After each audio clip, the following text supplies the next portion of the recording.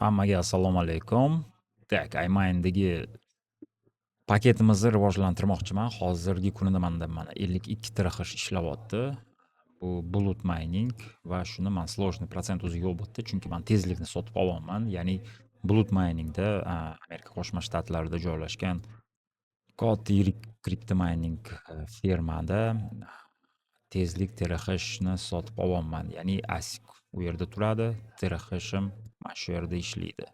Narx-navosi 0,036 sent menga juda ham qulay narx-navosi elektr energiya uchun. Va bunga hozir ishlab yurganimga 1 oy bo'ldi, 52 terahash. Endi buy packages $250 tanlaymiz. Galochkalarni belgilab qo'yaman. Pay via General Wallet. Chose a coin.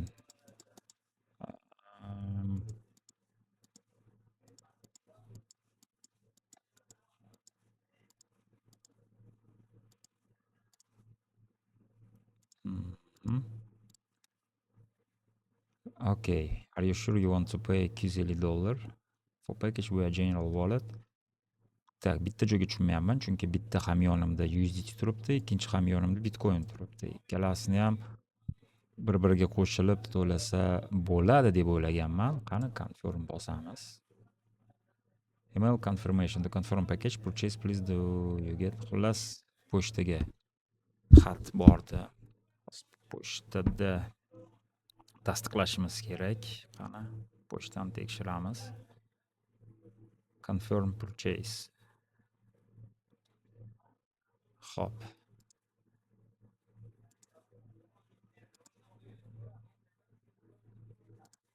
Yo'q, qanaqa hech. Vся pochtani ochamiz. No reply, mana confirm. Ha, haqiqatan ham confirm. Success. Your internal payment was successful complete. Juda yaxshi. Endi my walletda qancha qoldi? 280 bor edi. 296 bor edi menimcha hozir. Minusga tushsa kerak va mana my walletdagina yo'q.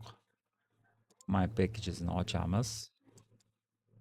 Mana shu yerda keyingi videoda ko'rsataman. Hozirgi mana 14-oktyabrda boshlangan miningim Mambotda menimcha yana bitta qo'shilish kerak. Va ikkala paketi alohida ishlaydi, lekin to'lovlarni har kun soat 12 dan keyin tushadi. Bu dastur orqali men Bitcoin qazib olyapman. Bitcoin mining qilyapmiz va shu yerda men 1 petahashga chiqarib qo'ymoqchiman. Birinchi 100 terahash qiling, undan keyin ikkinchi qadam 1 petahashga bosamiz. 1 petahash bilan 1 Bitcoin qancha? Yo'q, 10 petahash bilan xos mana bunaqa yozib ko'ramiz. Новый chat. 1 Bitcoin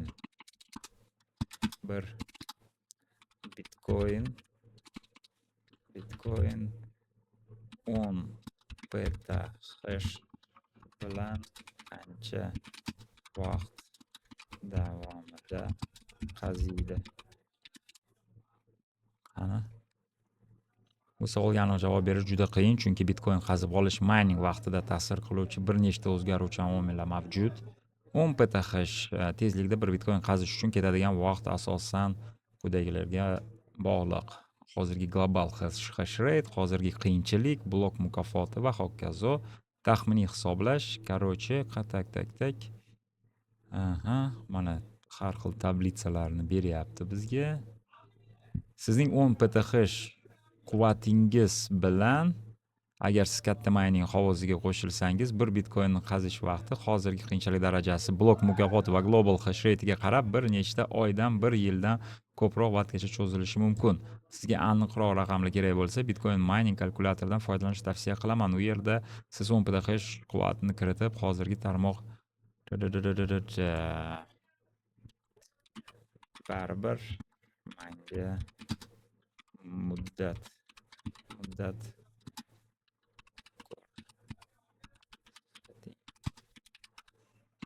taxminali bo'lsa ham. Okey, tak, endi Qaraga sol 8 oydan 14 oygacha.